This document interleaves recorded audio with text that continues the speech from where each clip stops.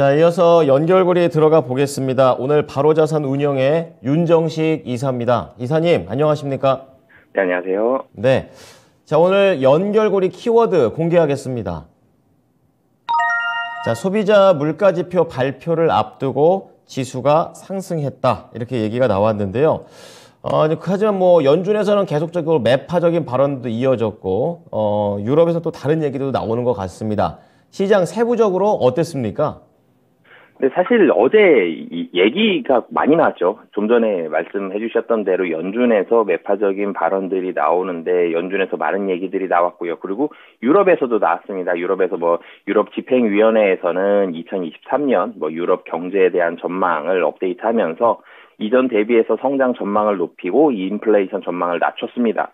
그리고 지난 금요일에 나왔었죠. 미시건대 소비자 기대조사에 이어서 어제 밤 같은 경우는 뉴욕 연은의 소비자 기대조사 결과 이런 부분들도 나왔고요. 결과는 시장 예상치 정도였습니다. 그리고 기대 인플레이션도 이전과 동일한 5%도 나왔고요. 사실 얘기는 많이 나왔는데 결론적으로 말씀을 드리면 시장에 영향을 준 요인은 거의 없었습니다. 굉장히 좀 파급력 있게 엄청나게 좋았다 혹은 굉장히 예상치 못했던 악재가 나왔다 이쪽 양쪽 다 아니었거든요. 어느 쪽에도 치우치지를 못하는 사실은 분명히 이 유럽 집행위원회에서 발표한 성장 전망 올라가고 인플레이션 전망 낮아진 거 좋습니다. 좋은 거고요. 그리고 이 보우먼의 연준 이사 발언 이 발언 사실 좀 매파적이었는데 이 발언 자체는 매파적이었습니다. 경제와 인플레이션 전망은 상당히 불확실하다 하면서 물가 안정을 달성하려면 아직 멀었다. 그렇기 때문에 연방 기준금리를 충분히 제한적인 수준으로 끌어올리기 위해 지속적인 인상이 적절하다. 물가 안정을 회복하기 위해서는 이런 금리를 유지해야 된다. 이런 정도의 내용을 발표했는데 분명히 내용은 매파적이죠. 근데 매파적인데 시장이 생각한 그 이상을 넘어간 매파적인 발언이 아닙니다. 부모님께 혼날 때가 있죠, 아이들이. 부모님께 혼날 때 부모님이 잘못했다라고 지적을 해주지만 아이들은 생각을 하죠. 금방 깨닫습니다. 엄마한테 혼났지만, 아빠한테 혼났지만 부모님은 나를 사랑한다는 거. 그 예상을 벗어나지 않았기 때문에 가정이 유지가 되는 것처럼 이 시장 환경도 비슷한 환경이었던 것 같습니다. 시장에서는 이 물가 안정, 매파적인 발언 어느 정도까지는 예상을 하고 있었던 거거든요.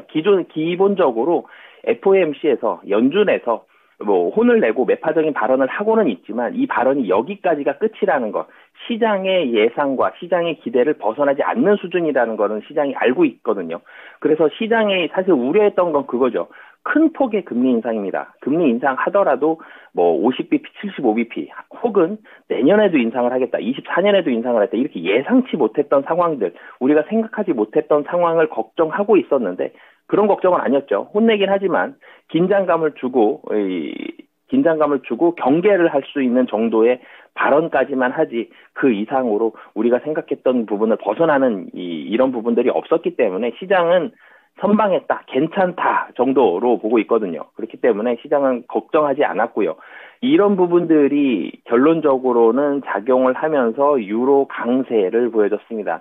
이 유로 강세, 환율이 상대적이죠. 어떻게 보면 좀 재밌는 상황인데 유로가 강세가 되면 다른 환율이 다 약세가 될 것 같은데 그게 아니죠. 유로가 강세가 되면 달러가 약세가 됩니다. 달러가 상대적으로 약세가 됐기 때문에 원하는 강세가 되겠죠. 오늘 최근에 이 환율이 좀 올라갔었던 상황이었는데 1200원대 초반을 보면서 1200원대도 잘하면 깨지는 거 아니야? 라는 얘기까지 있었는데 1200원대 초반까지 갔다가 어제 전일 같은 경우 12원 상승했습니다. 1277원 30전인데 다시 1300원에 좀 더 가까이 가고 있는 상황이었죠. 여기에서 소폭 한 5원 정도 좀 상승할 것으로 보여집니다. 이 유로가 강세가 됐다라는 것보다 더 중요한 게 달러가 약세가 됐다는 거죠. 달러가 약세가 됐다는 부분은 전체적으로 시장 분위기는 좀 완화될 거고요. 기술주는 좀 더 좋을 거고요. 시장 분위기는 좀 편안해질 겁니다. 이 미국에서 1월 고급 보용 보고서가 발표한 이후에 유로가 계속 약세였고요. 달러가 강세였거든요. 근데 유로 달러가 다시 상승했다는 점도 좀 긍정적인 부분이다라고 보여집니다. 그리고 기업별로 좀 살펴본다라면 사실은 굉장히 특징적인 기업을 살펴본다 그러면 이 방산주가 좀 좋은 모습을 보여주긴 했는데 이 방산주가 국내 증시에 굉장히 크게 영향을 미치고 지속적으로 영향을 미칠 정도까지는 좀 아닐 것 같고요.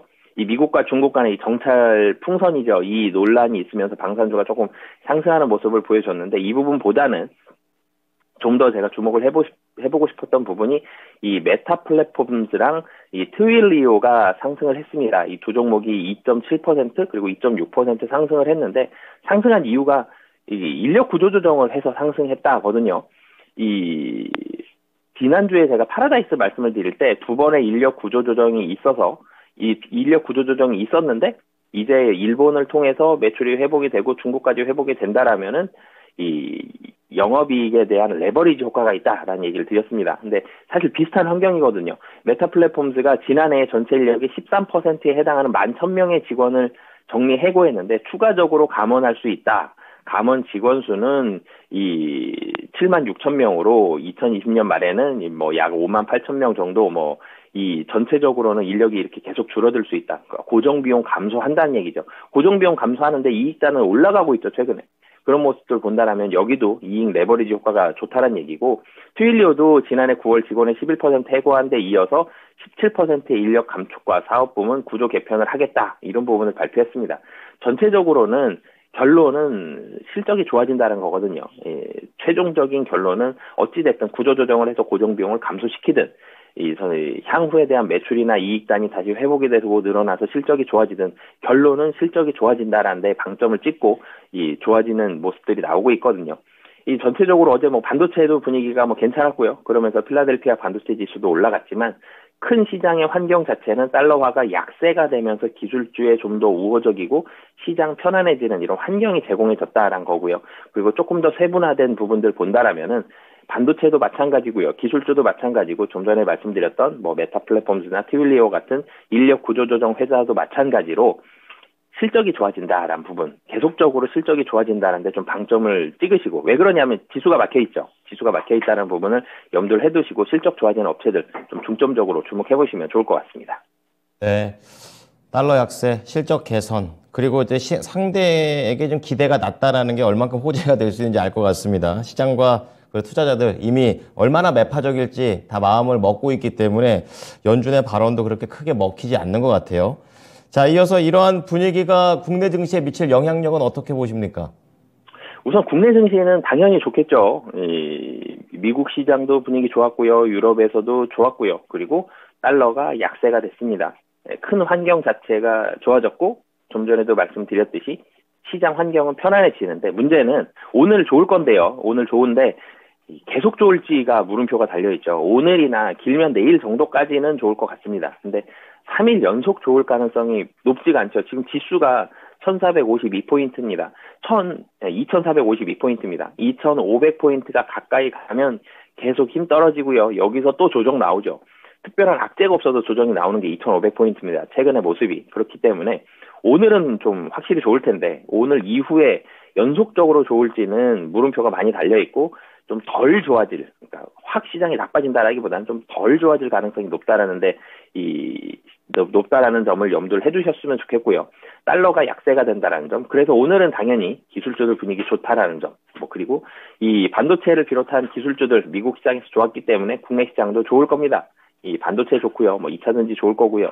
그리고 카카오 네이버 같은 플랫폼 기업이라든지 다른 이런 기술주들 분위기 좋은데 결론은 좀 전에도 계속 중요하게 말씀을 드렸지만 대형주들은 2,500포인트 가면서 힘이 좀 떨어질 가능성이 높습니다. 그리고 중소형주, 중형주나 혹은 시가총액 최상위 종목에서는 조금씩은 살짝 아래로 내려왔으면 좋겠습니다. 그동안 1위부터 10위까지만 관심을 가졌다 그러면 이제는 11위부터 20위까지 혹은 20위에서 30위까지 이렇게 조금 내려오면서 종목을 좀 내려오면서 관심을 가져주셨으면 좋겠고요. 그리고 실적에 대한 중요성이 굉장히 큽니다. 특히 실적이 성장한다라는 부분에 방점을 찍어서 본다라면 주가는 떨어지지 않고 올라갈 거고요.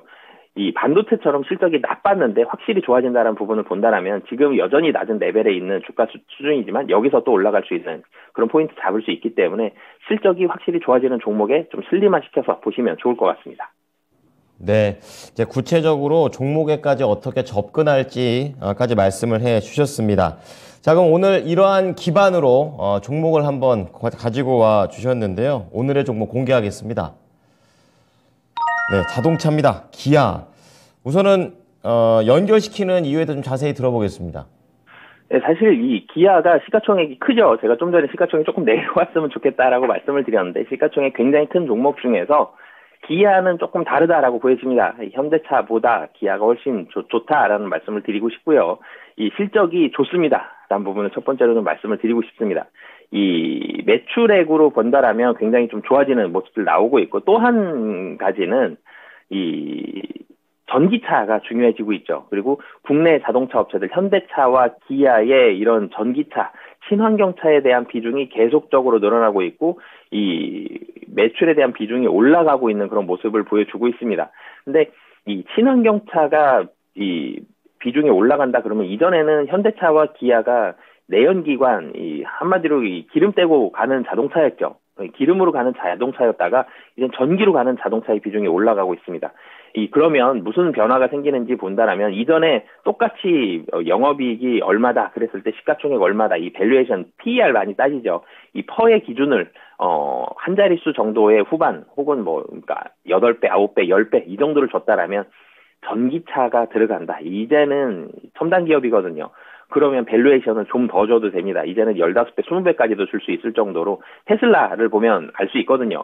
이런 부분들이 있기 때문에 전기차의 비중이 올라간다. 그러면 친환경차, 그러면 기아에 대한 이 밸류에이션, PER이 이전에는 뭐 7배 줬다라면, 8배 줬다라면 이제는 10배 이상 충분히 줄 수 있는 상황이다. 그렇기 때문에 실적도 올라가고 밸류에이션도 좀 더 줄 수 있는 우호적인 환경이 만들어진다라는 부분을 포인트로 해서 접근을 해보도록 하겠습니다.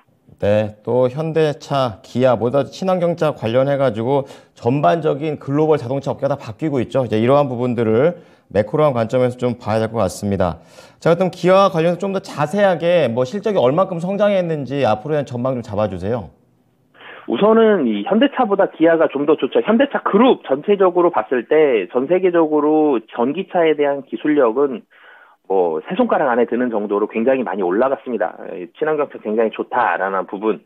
사실 이전에 현대차와 기아를 말씀드릴 때는 어떤 차종이 많이 팔렸는지, 전략 차종이 많이 팔렸느냐, 고가 차종이 많이 팔렸느냐, SUV가 많이 팔렸느냐, 이 얘기가 실적에 많이 영향을 줬다면 이제는 친환경차입니다. 전기차인데 전기차에 대한 판매량 기아는 현대차보다 더 많이 늘었습니다. 코로나 팬데믹 이전 2018년을 기준으로 봤을 때 기아는 이 59만 대 정도를 판매를 했고 현대차의 87% 수준이었는데 코로나 이후 보면 18% 성장을 했고요. 현대차와 거의 동등한 수준의 이 전기차를 판매를 하고 있습니다.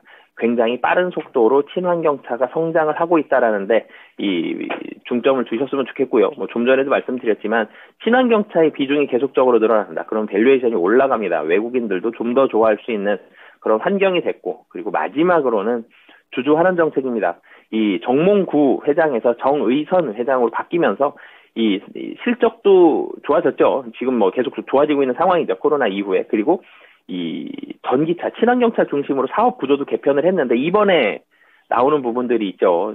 주주들을 좀 더 대우해주는 모습인데 주주 환원 정책이 굉장히 강력해지고 있습니다. 주주 환원 정책이 있다라면은 이 최근에 지수가 좀 막혀 있는 상황에서 이 외국인과 기관의 이런 대안으로서 굉장히 큰 매력 포인트를 작용할 수 있거든요. 이 기아의 주주 환원 정책까지 좀 기대를 해보시면 좋을 것 같습니다.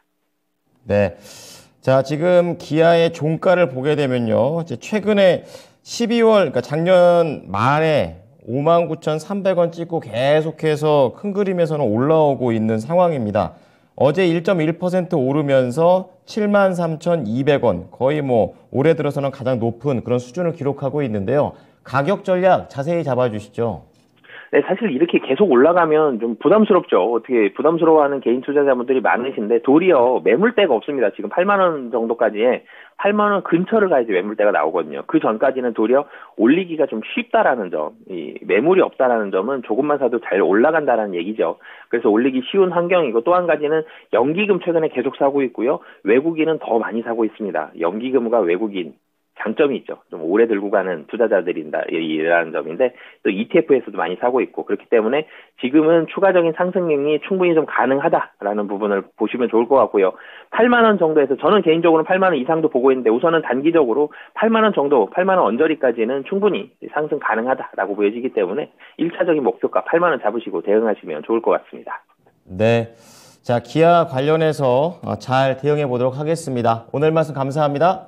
네, 감사합니다. 자, 오늘 바로자산 운용의 윤정식 이사는요, 지금 국내 실적과 그리고 친환경 자동차라는 두 가지 모멘텀을 가지고 현대보다는 기아를 선택을 해 주셨습니다. 단기적인 목표가로 8만 원을 제시해 드렸으니까요. 이 부분 투자하실 때 참고해 보시기 바랍니다. 지금까지 투자 판단에 도움이 될 수 있는 정보를 제공해 드렸습니다. 하지만 특정 종목의 상승과 하락을 보장하지는 않으니까요. 참고해 주시기 바랍니다. 오늘도 성공 투자하십시오. 고맙습니다.